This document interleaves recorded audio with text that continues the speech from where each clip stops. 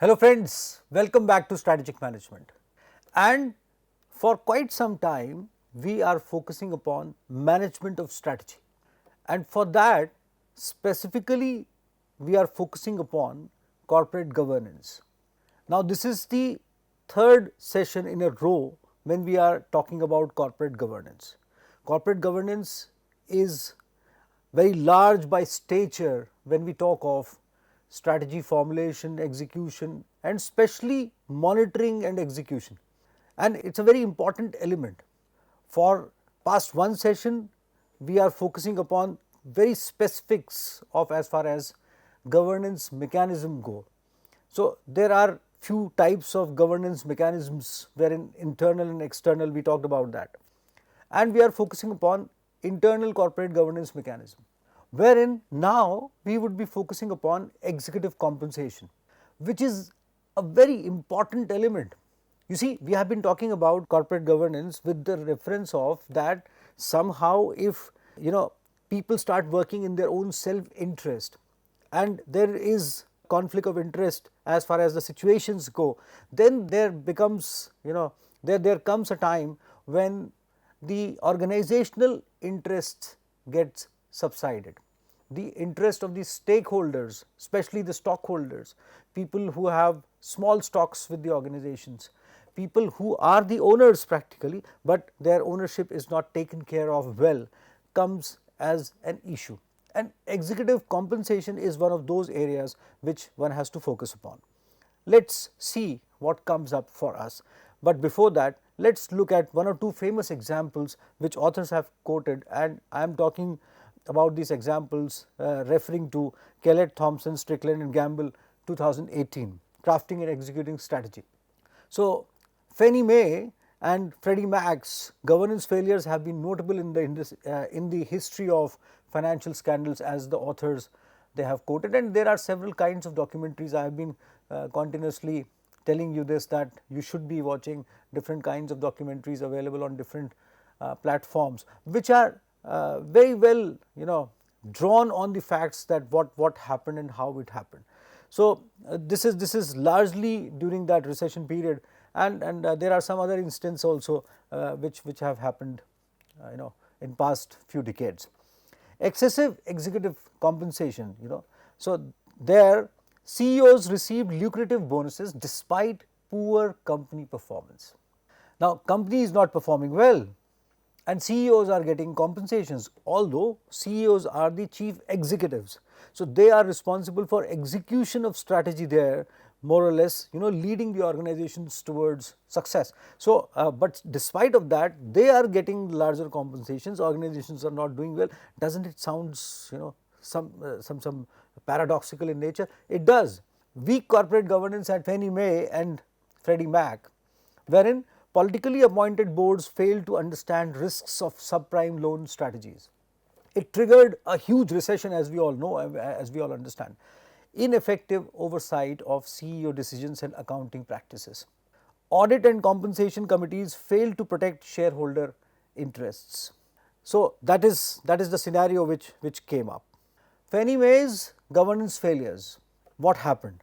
So, audit committee allowed questionable accounting practices and ignored formal charges of improprieties.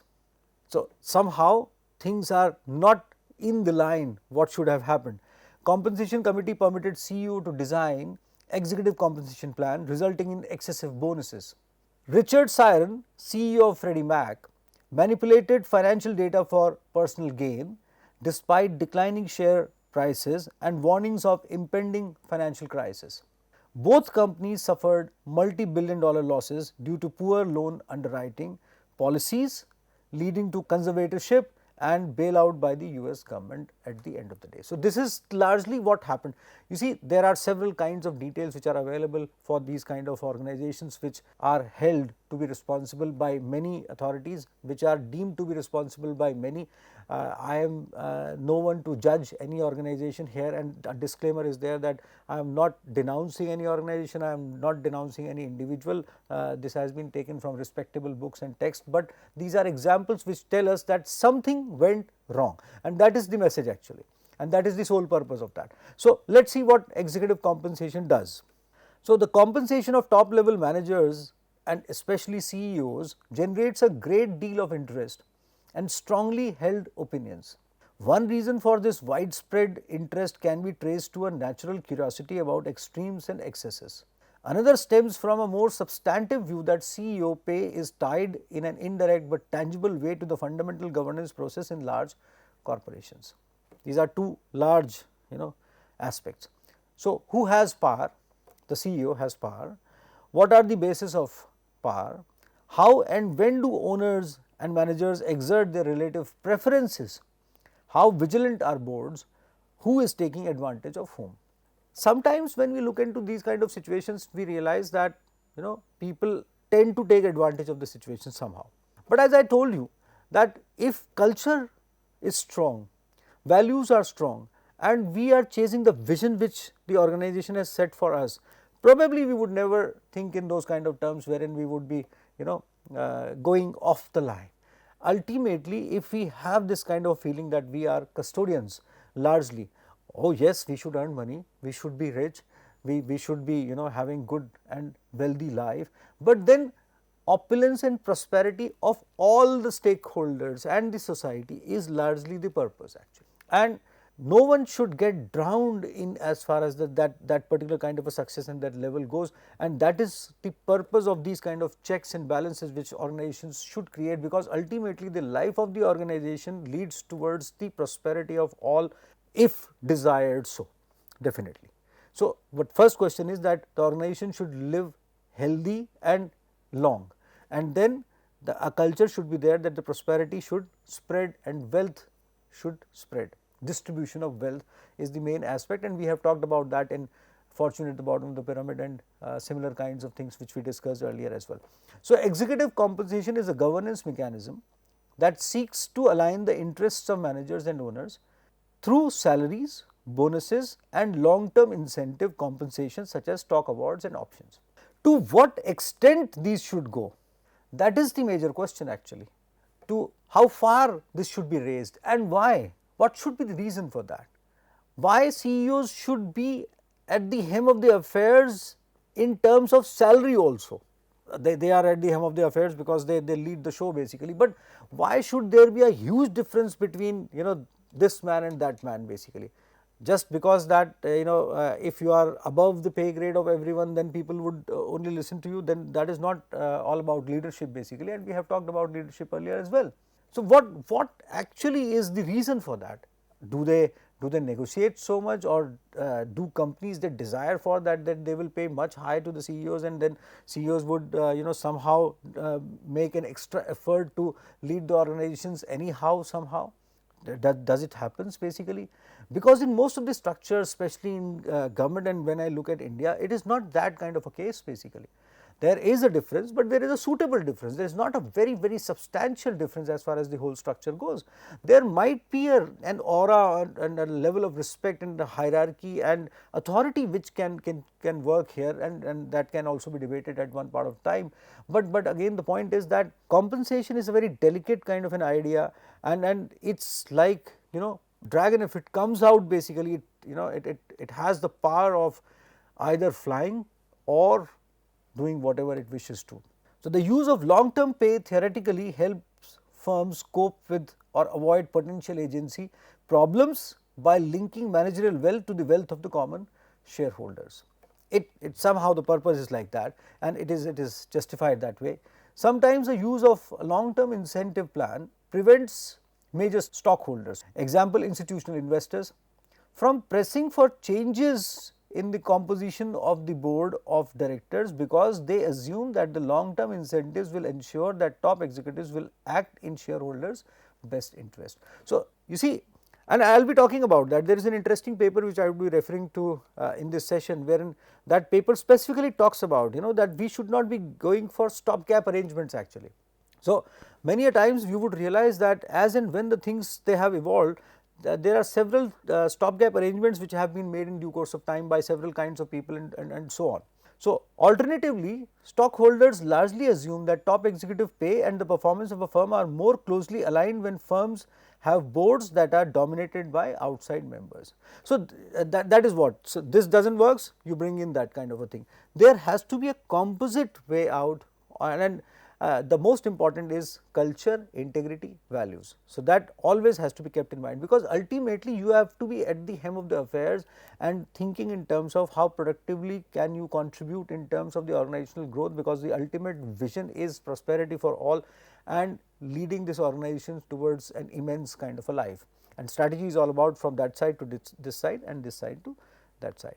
So, effectively using executive compensation as a governance mechanism is particularly challenging to firms implementing international strategies, and that is an important point, and one should notice that.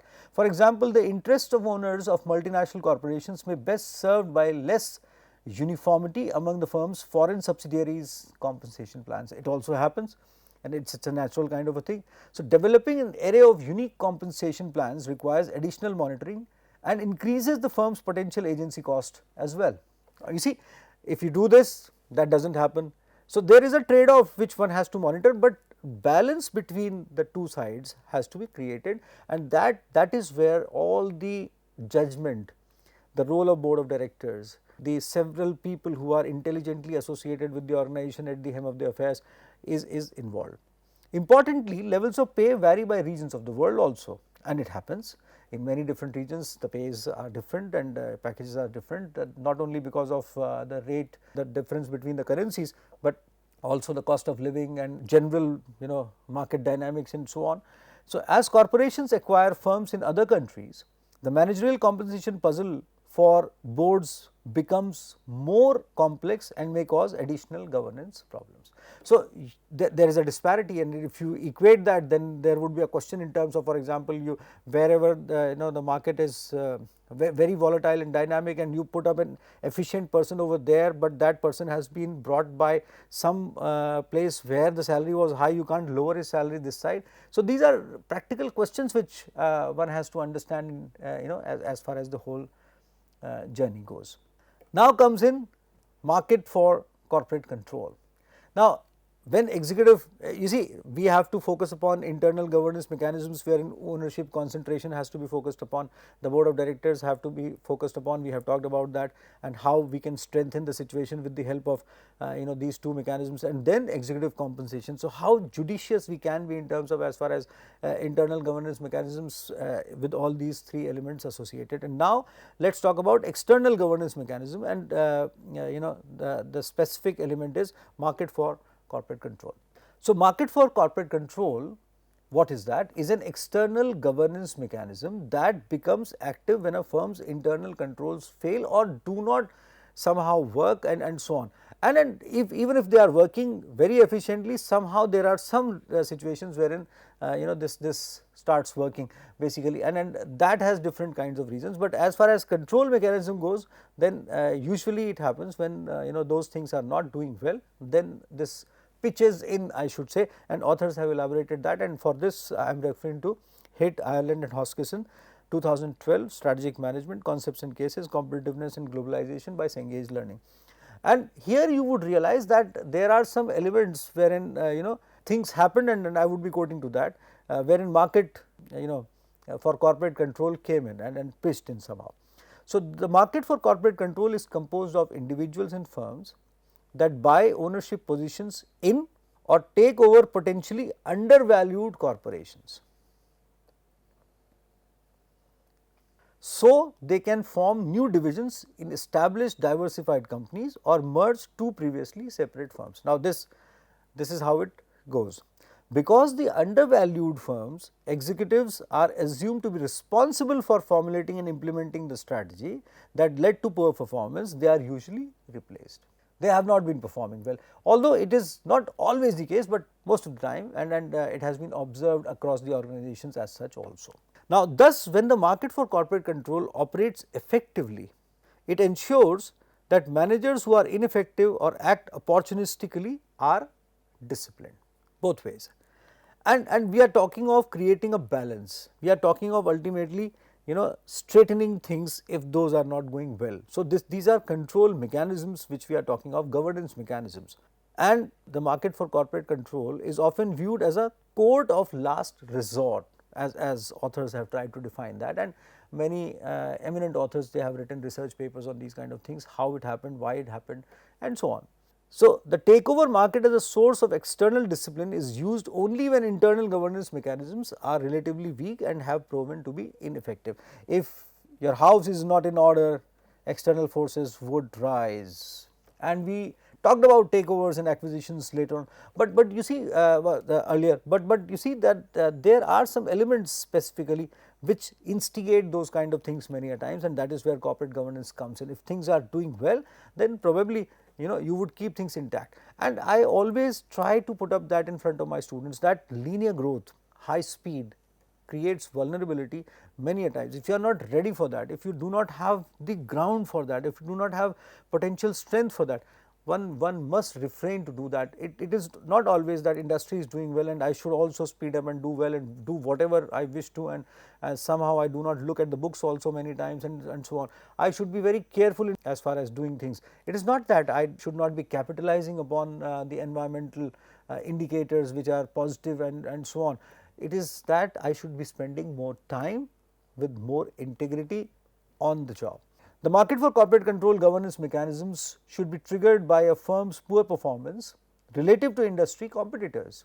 A firm's poor performance often demonstrated by firms below average returns, and since the beginning we have been talking about competition below average returns basically, and I have been pointing out time and again that somehow if we preempt these kind of things and situation is not doing good and it is not going well for us, we can think in terms of a strategic change or a strategic perspective change. We can think in terms of blue ocean perspective, we can think in terms of expanding the market with the perspective of fortune at the bottom of the pyramid, we can think in terms of innovation, we can think in terms of concentric innovation, and for that you can refer to my subject innovation in marketing and marketing of innovation. So, firms below average returns is an indicator that internal governance mechanisms have failed, that is their use did not result in managerial decisions that maximized shareholder value. Now, what happens? So, hostile takeovers are the major activity in market for corporate control governance mechanisms. Many a times people come and takeover is done, and then I talked about taken over, taken kind of a reference was given by me last time. So, not all hostile takeovers are prompted by poorly performing targets, and firms targeted by hostile takeovers may use multiple defense tactics to fend off the takeover attempt. Now, what can be done? I am giving you a brief glimpse for because details of all these might take us to a lot of financial management discussion and legal kind of a side of discussion. Basically, for that, if you are interested, you may refer to the standard books, and here I am referring to Hitt, Ireland, Hoskisson and Strategic Management 2012. Concepts and cases, competitiveness and globalization, Cengage learning, but other books are also there, other references are also there for understanding these kind of things, and you may as per your interest you may go deeper into this. I will be just giving you a glimpse here. So, hostile takeover defense strategies, what are those? One is poison pill, corporate charter amendment, golden parachute, litigation, green mail, standstill agreement, capital structure change, and I will briefly read few of these for you, so that you may have a fair idea of what these are all about. So, poison pill is preferred stock in the merged firm offered to shareholders at a highly attractive rate of exchange, and that is how what we are trying to do is these are sort of defense strategies when we are going when hostile takeover is going to happen, or it's happening somehow, it's destined to be like that somehow. So, corporate charter amendment, an amendment to stagger the elections of members to the board of directors of the attacked firm, so that all are not elected during the same year, which prevents a bidder from installing a completely new board in the same year. And these things may vary region to region, and law of the land also governs many of the aspects wherein there might be few differences in terms of as far as these elements or these aspects which are being discussed here from country to country also. Now, golden parachute, lump sum payments of cash that are distributed to a select group of senior executives when the firm is acquired in a takeover bid. This is again a sort of a defense. Litigations that usually happens. So, lawsuits that help a target company stall hostile attacks. Areas may include antitrust, fraud, inadequate disclosure and so many other things. There are several corporate law firms which specialize in those kind of things, and they extend their support. Then greenmail, the repurchase of shares of stock that have been acquired by the aggressor at a premium in exchange for an agreement that the aggressor will no longer target the company for takeover. So, you somehow go to negotiations with the aggressor actually. So, you take a middle path more or less. Standstill agreement, contract between the parties in which the pursuer agrees not to acquire any more stock of the target firm for a specified period of time in exchange for the firm paying the pursuer a fee. It is a matter of money most of the times, but then it is a matter of that how well we can somehow keep up ourselves from being taken over, and ultimately why that situation should come until unless there is a drastic situation for everyone in the market. Capital structure change. So, dilution of stock making it more costly for a bidder to acquire may include employee stock option plans, recapitalization, new debt, stock selling and share buybacks also. So, for sort of resisting that, you resort to your own people, your own stockholders, and many times people who have confidence in you as such. Now, let us see this paper. So, Guhan Subramanian in February 2015 has published this paper, Corporate Governance 2.0, Harvard Business Review, and this is a good thought basically, and it's interesting, and I will spend few minutes referring to this paper and reading few lines from this paper for you, and in no way this is being plagiarized verbally, with all due regards to author's comments. Basically we are just using for academic using this for academic purpose, and I wish to specifically refer to that views are of the author and according to his wisdom, research and intelligence, and this is a good paper. So, what does this paper talks about? So, Corporate Governance 2.0 says that consider the following cases, and author has Subramanian ji in 2015 demonstrates this in Corporate Governance 2.0 Harvard Business Review, and the link is given for you. So, in 2010 the hedge fund titans Steve Roth and Bill Ackman bought 27% of JC Penney before having to disclose their position. Penny's CEO Mike Ullman discovered the raid only when Roth telephoned him about it. Now, this is a scenario which Subramanian ji explains, Guhan Subramanian. In 2012, JP Morgan Chase had no directors with risk expertise on the board's risk committee, a deficiency that was corrected only after Bruno Ixel, the London whale, caused $6 billion in trading losses through what JPM CEO Jamie Dimon called a risk 101 mistake.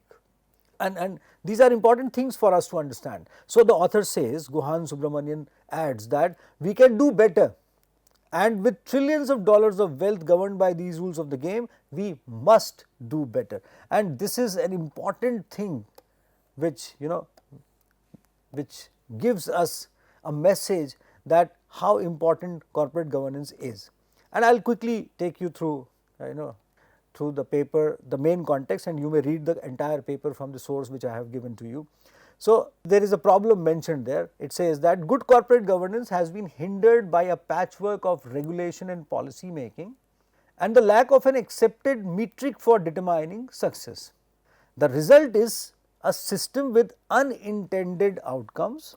Now, this is an important element that occasionally subvert both common sense and public policy. Why it happens? The debate about corporate governance is characterized by shrill voices, a seemingly unbridgeable divide between shareholder activists and managers, rampant conflicts of interest and rigidly held positions.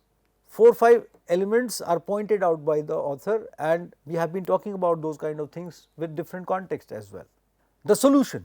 So, corporate governance 2.0 is back to basics reconceptualization of sound corporate governance, and that is where author draws our attention actually. The overall approach draws from basic negotiation theory, and this is a clue, and I wish for you to actually look into basic negotiation theory also.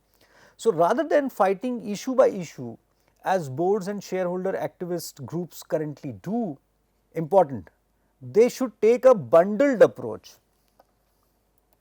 that allows for give and take across issues, thereby increasing the likelihood of meaningful progress. The result would be a step change in the quality of corporate governance rather than incremental meandering toward what may or may not be a better corporate governance regime. So, you see here comes in a composite change which author motivates us to think about, and that is what this whole paper is largely all about. So, where he takes us. So, corporate governance 2.0 is based on 3 core principles. Important contribution from the side of author. Boards should have the right to manage the company for the long term. Now, this is an important element. Boards should install mechanisms to ensure the best possible people in the boardroom. Shareholders should have an orderly voice.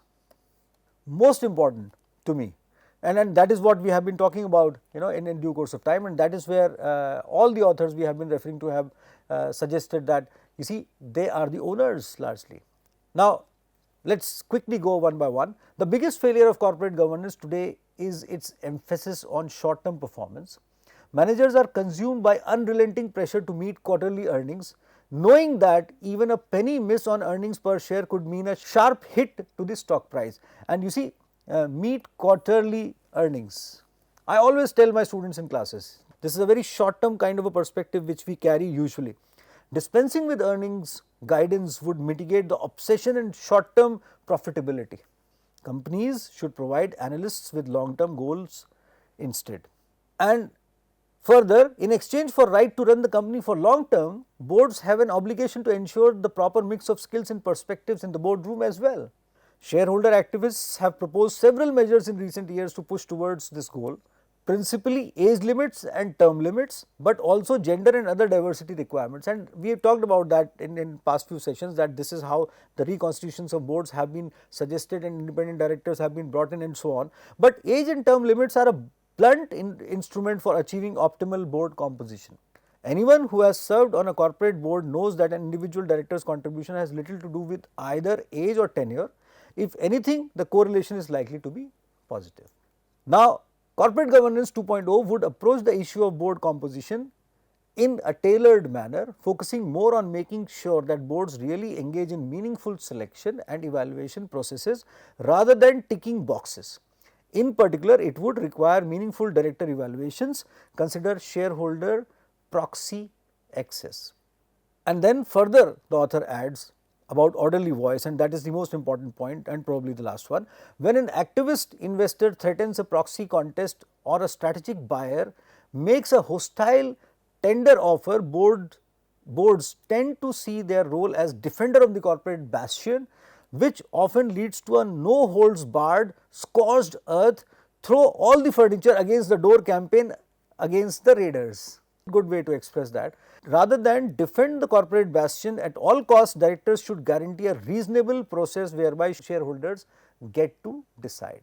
And that is where I end my discussion here on corporate governance at large, wherein you see the relevance and importance of several kinds of means and mechanisms is so much that ultimately they ensure that organization should keep going ahead. I will be catching up back with you with several other inputs and will be taking this course towards the culmination in about next 7 sessions probably, wherein last session would be the conclusion session sometime from now. I will be catching up back with you. Till then, goodbye.